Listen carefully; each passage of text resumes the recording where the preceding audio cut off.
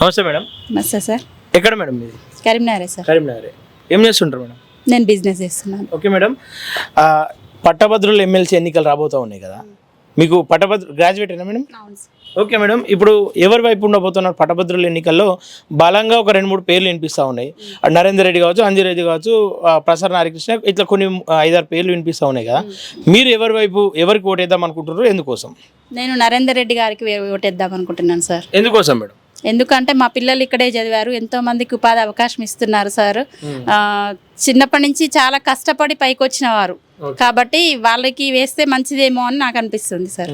కానీ ఆయన ఈ ప్రాంతంలో తప్ప మిగతా జిల్లాలు కూడా ఉంటాయి, ఇంకా 3 జిల్లాలు. ఆ ప్రాంతానికి తెలిసిన వ్యక్తి అనుకుంటున్నారా? తెలిసిన వ్యక్తే కావచ్చు అని నేను అనుకుంటున్నా సార్. ఎందుకంటే నిజామాబాద్ కామారెడ్డి అంటున్నారు కదా, ఆదిలాబాద్ అక్కడ కూడా తిరుగుతున్నారు, పర్యటన చేస్తున్నారు. అన్ని చోట్ల మన బ్రాంచ్లు కూడా ఉన్నాయి, ఆల్ఫోర్స్ బ్రాంచ్లు. ఆ రకంగా కూడా సార్ తెలిసి ఉండొచ్చు అని అనుకుంటున్నాను. ఆల్ఫోర్స్ విద్యా సంస్థలు అనేక ప్రాంతాల్లో పెట్టిరు కదా, వాటి వల్ల పేద ప్రజలకు ఉపయోగాలు ఉన్నాయని చెప్పేసి అనుకుంటా ఉన్నారా, లేదంటే ఆ విద్యను వ్యాపారంగా చూస్తారు అనుకుంటా ఉన్నారా? సార్ విద్యను వ్యాపారంగా చూడరు సార్. ఎందుకంటే సార్ విద్యను ఇంకా డెవలప్ చేయాలని అనుకుంటారు. ఎందుకంటే తక్కువ నుంచి మధ్య తరగతుల వరకు కూడా అందేటట్టుగా చూస్తారు అని నేను అనుకుంటున్నాను సార్. ఎందుకంటే మా పిల్లలు కూడా ఇక్కడే చదివారు. ముందు కాలాల్లో బయట వాళ్ళ ఎడ్యుకేషన్ ఎట్లా ఉంటుండే? బాగుంది, చాలా బాగుంది. పిల్లలు కూడా స్టడీస్ లో ఇప్పుడు టాప్ లో ఉన్నారు మంచిగా.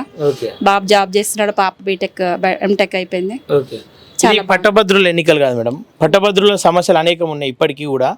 ఆ సమస్యల పైన పోరాడే సత్తా ఈయనకు ఉందని చెప్పేసి అనుకుంటారా? మరి ఉంది అనుకుంటున్నా సార్. ఎందుకంటే నేను ఒక పేరెంట్గా చూశాను, సార్ ప్రతి విషయంలో పట్టుదలతో తను ఏదనుకుంటే సాధించగలరు.